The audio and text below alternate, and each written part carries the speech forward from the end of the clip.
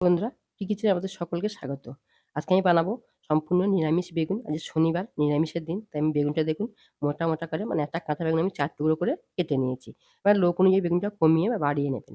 আর পোকা ছিল বলে কেটে একটু বাদ দিয়েছি। আর তার জন্য একটা মসলা করে নেব। দেখুন এখানে নিয়েছি শুকনো লঙ্কা, গোলমরিচ, জিরে, ধনে আর মৌরি। আমি শুকনো কড়ায় ভাজবো। এর সঙ্গে আরো ২ টো জিনিস আমি এড করব।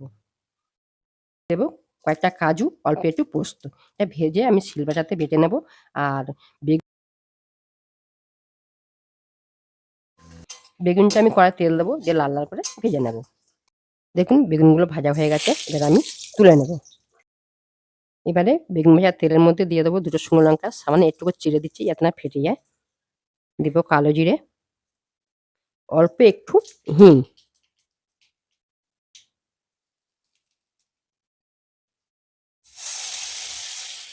এবার আমি দেবো কোচানো টমেটো। এবার দেবো পরিমাণ মতো লবণ। আর লবণটা দিলে কি হবে, টমেটো আগে গলে যাবে। আমি যে মশলাটা ভেজে বেটে রেখেছিলাম সেই মশলাটা আমি দিয়ে দেবো। এখানে আমি দেবো সামান্য একটু হলুদ আর কাশ্মীরি লঙ্কার গুঁড়ো দিয়ে খুব ভালো করে কষিয়ে নেব। খুব বেশি দেবো না, এটা তো কালারের জন্য।